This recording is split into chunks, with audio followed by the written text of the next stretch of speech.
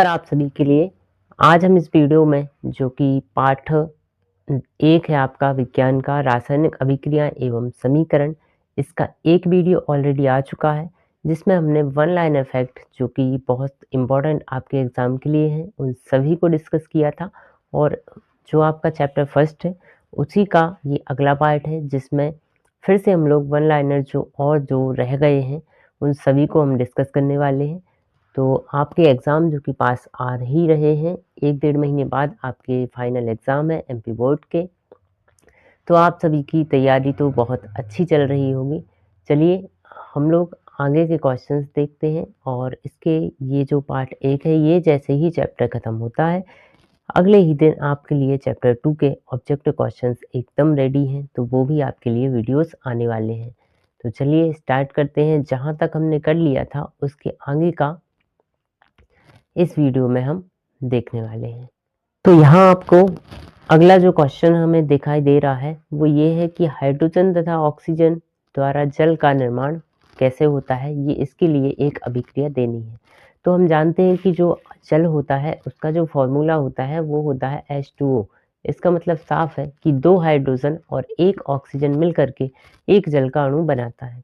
तो इसके लिए हम क्या करेंगे, हाइड्रोजन लेंगे, साथ में ऑक्सीजन है, तो हाइड्रोजन और ऑक्सीजन की अभिक्रिया करवा के क्या हो सकता है, जल का निर्माण हो सकता है। तो हाइड्रोजन और ऑक्सीजन इन दोनों ने अभिक्रिया करके H2O का निर्माण किया।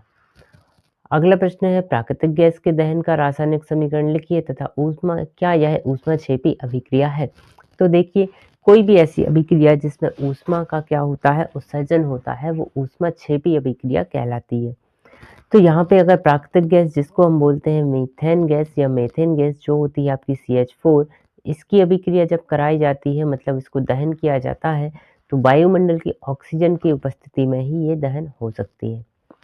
तो यहाँ पे हमें प्राप्त होता है कार्बन डाइऑक्साइड और साथ में H2O जो, और इसके साथ ही ऊष्मा भी या ऊर्जा भी उत्पन्न होती है।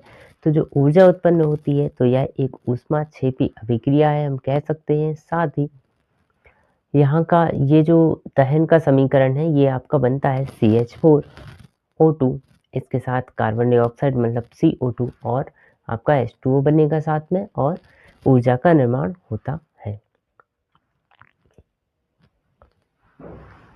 अगला है, हमारे शरीर में भोजन से प्राप्त कार्बोहाइड्रेट के टूटने से बनने वाले पदार्थ का नाम लिखिए। तो कार्बोहाइड्रेट के टूटने से कौन सा पदार्थ का निर्माण होता है, तो जब भी कार्बोहाइड्रेट हमारे शरीर में टूटता है तो ग्लूकोज का निर्माण होता है। अगला प्रश्न है, ग्लूकोज का हमारे शरीर की कोशिकाओं में उपस्थित ऑक्सीजन से मिलकर ऊर्जा देने वाली अभिक्रिया का नाम बताइए एवं प्रकार बताइए। तो इसे हम ऊष्माक्षेपी अभिक्रिया कहते हैं, ये आपका राइट आंसर हो जाएगा। ग्लूकोज से हमारे शरीर की कोशिकाओं में उपस्थित ऑक्सीजन में मध्य रासायनिक अभिक्रिया लिखिए। तो ग्लूकोज से क्या होता है, ऑक्सीजन मिलता है हमारे शरीर में। तो ग्लूकोज से जब ऑक्सीजन मिलता है मतलब ग्लूकोज का ऑक्सीकरण देखने को मिलता है। तो ऑक्सीकरण जब होता है तब क्या बनता है, तो तब आपका कार्बन डाइऑक्साइड बनता है, साथ में H2O बनता है और ऊर्जा का निर्माण होता है। अगले प्रश्न को हम देखते हैं। अगला जो क्वेश्चन है वो शाक सब्जियों का विघटित होकर कंपोस्ट बनाने की प्रक्रिया किस प्रकार की अभिक्रिया है। तो शाक और सब्जियां विघटित होना मतलब सब्जियों का क्या होना, सरल पदार्थों में टूट जाना। इस अभिक्रिया में क्या होता है, यह जो अभिक्रिया है वो है आपकी ऊष्माक्षेपी अभिक्रिया। अगला प्रश्न पूछा गया है, वियोजन या अपघटन अभिक्रिया किसे कहते हैं। तो जब रासायनिक अभिक्रिया में एकल अभिकर्मक टूटकर छोटे छोटे 2 या 2 से अधिक पदार्थों का या उत्पादों का निर्माण करती है तो ऐसी अभिक्रिया वियोजन अभिक्रिया कहलाती है। अगला है जो कि काफी इंपॉर्टेंट है, फेरस सल्फेट का सूत्र बताइए। तो फेरस सल्फेट का जो सूत्र होता है ये आपको बहुत ही अच्छे से याद कर लेना है, FeSO4 × 7H2O। यहाँ पे 7 जल के अणु फेरस सल्फेट के साथ होते हैं, तो ये आपको बिल्कुल याद रखना है। अगला है फेरस सल्फेट को गर्म करने पर होने वाली रासायनिक अभिक्रिया का समीकरण दीजिए। तो फेरस सल्फेट को अगर गर्म किया जाता है तो कौन सी रासायनिक अभिक्रिया, मतलब ये जो रासायनिक अभिक्रिया होती है तब किसका निर्माण होता है, कौन से पदार्थ बनते हैं। तो यहाँ पे जो आपका होगा, तो फेरस सल्फेट को हमने ऊष्मा दी या गर्म किया तो FeO3 बनेगा, मतलब फेरस ऑक्साइड बनेगा, साथ में SO2 दिखता है तो SO2 मतलब सल्फर डाइऑक्साइड बनता है, और SO3 भी बनता है, सल्फर ट्राई ऑक्साइड भी देखने को मिलता है। अगला प्रश्न है चूना पत्थर का रासायनिक सूत्र व रासायनिक नाम लिखिए। तो चूना पत्थर जो है वो कहलाता है आपका कैल्शियम कार्बोनेट, और इसका जो सूत्र होता है वो होता है आपका CaCO3। अगला प्रश्न है कैल्शियम कार्बोनेट को ऊष्मा देने पर होने वाली अभिक्रिया का रासायनिक समीकरण लिखिए। तो कैल्शियम कार्बोनेट को जब भी ऊष्मा दी जाती है तो अभिक्रिया हमें देखने को मिलती है, CaO बनता है, साथ में मतलब कैल्शियम ऑक्साइड बनता है और कार्बन डाइऑक्साइड का निर्माण होता है जो कि गैस के फॉर्म में होती है, और जो हमारा कैल्शियम ऑक्साइड होता है वो सॉलिड के रूप में हमें देखने को मिलता है।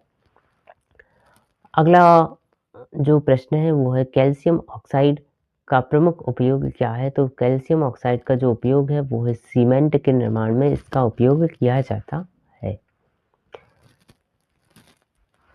लेड नाइट्रेट को बर्नर में गर्म करने पर भूरे रंग का धुआं उत्सर्जित होता है, यह धुआं किस पदार्थ का है। तो यह जो धुआं होता है वो होता है आपका NO2 पदार्थ का, नाइट्रोजन डाइऑक्साइड का। अगला प्रश्न है लेड नाइट्रेट को गर्म करने पर होने वाली रासायनिक अभिक्रिया लिखिए। तो लेड नाइट्रेट का जो फॉर्मूला होता है वो आपको याद रख लेना है, PbNO3 होल ट्वाइस होता है। इसको गर्म करना मतलब यहाँ पे तापमान इसका बढ़ाना या टेम्परेचर देना, तब क्या होगा, तो लेड ऑक्साइड बनेगा, मतलब PbO बनेगा, साथ में NO2 के 4 अणु देखने को मिलते हैं और ऑक्सीजन का निर्माण होता है। अगला प्रश्न है सिल्वर क्लोराइड को सूर्य के प्रकाश में रखने पर धूसर रंग क्यों हो जाता है। तो सिल्वर क्लोराइड को जब भी हम सूर्य के प्रकाश में रखते हैं तो सिल्वर क्लोराइड का तथा क्लोरीन में क्या हो जाता है, वियोजन हो जाता है। तो सिल्वर क्लोराइड और जो होता है तो सिल्वर में और क्लोरीन में टूट जाता है, वियोजित तो हो जाता है, जिससे क्या होता है, इसका जो रंग होता है वो भूरा हो जाता है। किस रासायनिक पदार्थ का उपयोग श्याम श्वेत फोटोग्राफी में किया जाता है। तो इसके लिए सिल्वर ब्रोमाइड मतलब AgVr का प्रयोग किया जाता है। ये सेम वो प्रश्न हैं जो आपके एग्जाम में या तो पूछे जा चुके हैं और या फिर आने की पूरी संभावना है। सारे के सारे वन लाइनर आपके लिए बहुत इंपॉर्टेंट है, तो सभी वन लाइनर आप ये याद रखें, बिल्कुल बहुत ही आवश्यक है आपके लिए, क्योंकि ये अगला क्वेश्चन है वियोजन अभिक्रिया में अभिकारकों को तोड़ने के लिए क्या होता है। तो ये वियोजन अभिक्रिया जब भी होती है तो एकल अभिकर्मक टूटकर क्या करता है, 2 भागों में बंटता है। तो जब 2 भागों में बंटता है तो इसके लिए क्या करना पड़ता है, तो या तो हमें ऊष्मा देनी पड़ती है, तो ऊष्मा देंगे, या फिर प्रकाश या विद्युत ऊर्जा भी दे सकते हैं, तब जाके वो जो पदार्थ है आपका एकल अभिकर्मक है तब जाके टूटेगा। अगला है आपका विस्थापन अभिक्रिया, वह अभिक्रिया जिसमें अधिक क्रियाशील तत्व कम अभिक्रियाशील तत्व को क्या करता है, उसके यौगिक से अलग कर देता है। तो ऐसी अभिक्रियाओं को विस्थापन अभिक्रिया कहा जाता है। अगला है आपका लोहे की कील को कॉपर सल्फेट के विलयन में डालने पर कॉपर सल्फेट का रंग क्या होता है, कुछ समय बाद नीला पड़ जाता है या मलिन पड़ जाता है, ऐसा क्यों होता है।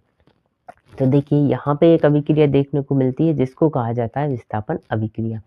अभी हमने पढ़ी कि विस्थापन अभिक्रिया क्या है, जिसमें अधिक क्रियाशील जो तत्व है वो कम क्रियाशील तत्व को उसके यौगिक से अलग कर देता है। यहाँ पे हमें दिख रहा है क्या, आयरन मतलब लोहा।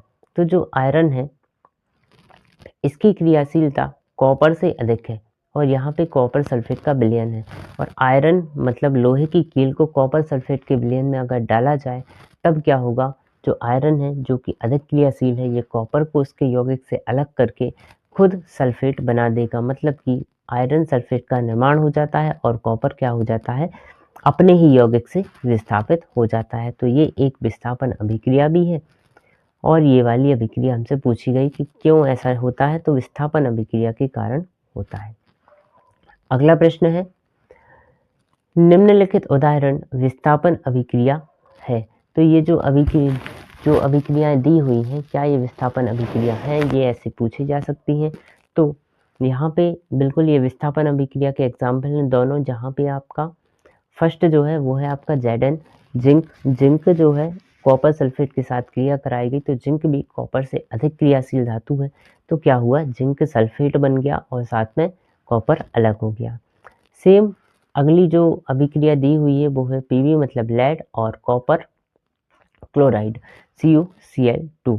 यहाँ पे Pb क्लोराइड मतलब लेड क्लोराइड हमें देखने को मिलता है और कॉपर विस्थापित हो जाता है। अगला है, कॉपर के यौगिकों में से लेड जिंक कॉपर को विस्थापित करते हैं, क्यों?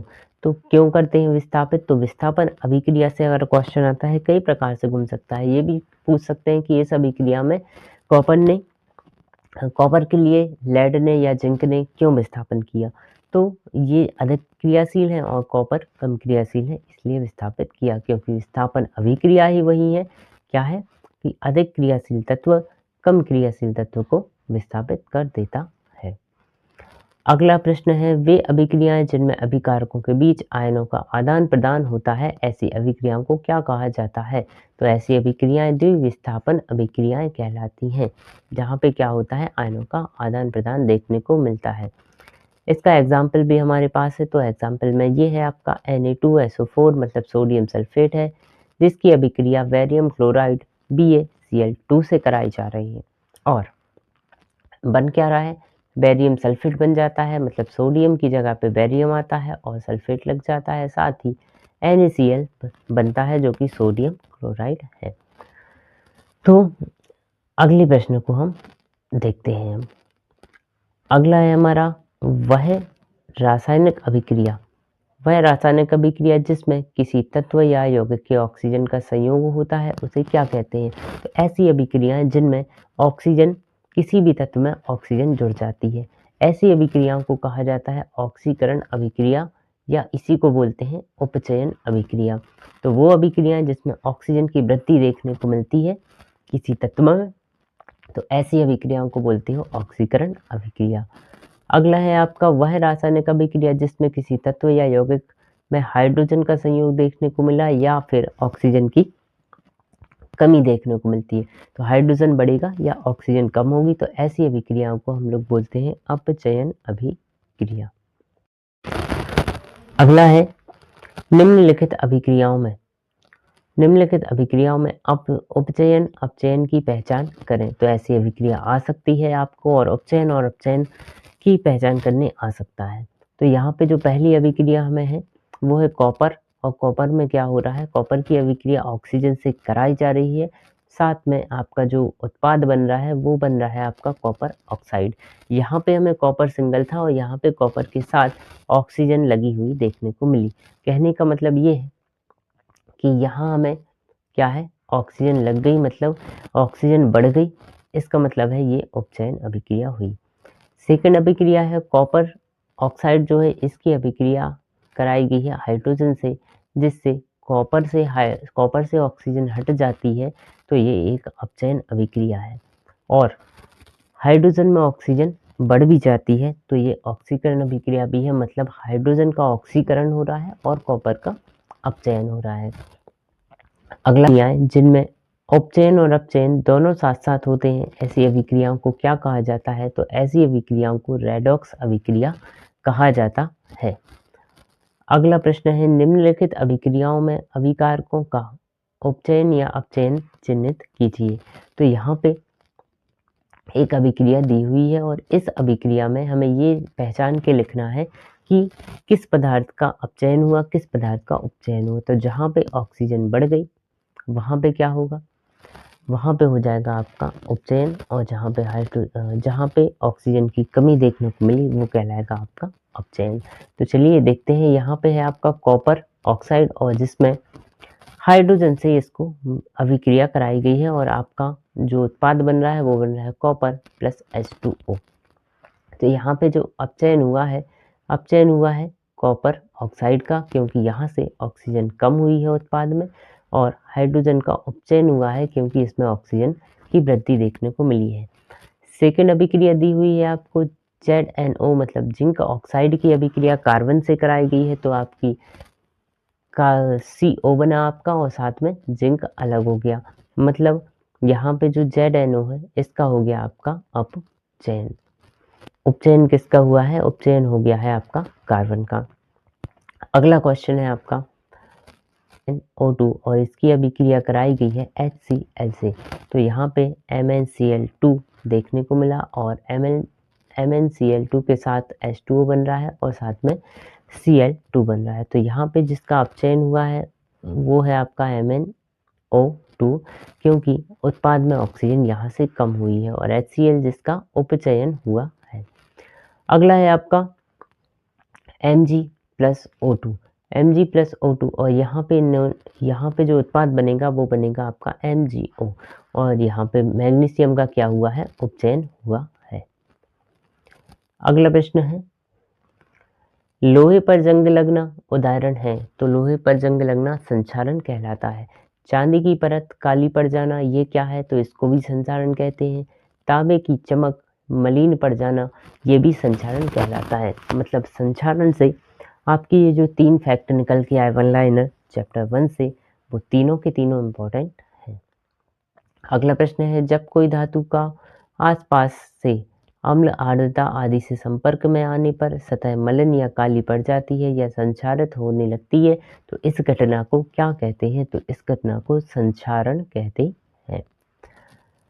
चैप्टर 1 का ये लास्ट फैक्ट है जो आपको याद रखना है, वो है तेलीय खाद्य पदार्थ या सामग्री को जब लंबे समय तक रखने पर गंध व स्वाद बदल जाने वाली घटना को क्या कहते हैं? तो इसको बोला जाता है प्रकृत गंधिता।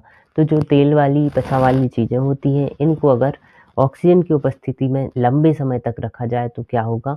एक दुर्गंध आने लगती है, और इसी गुण को क्या बोलते हैं? विकृत गंधिता कहते हैं। क्यों? ऑक्सीजन के संपर्क में आने पे इन चीज़ों का ऑक्सीकरण हो जाता है। तो चलिए, ये थे हमारे चैप्टर 1 के 2 वीडियो में हम लोग ने कवर किए हैं साथ में। अब जो अगला वीडियो आएगा वो आएगा आपका चैप्टर नंबर 2, जो कि है आपका अम्ल, क्षारक व लवण।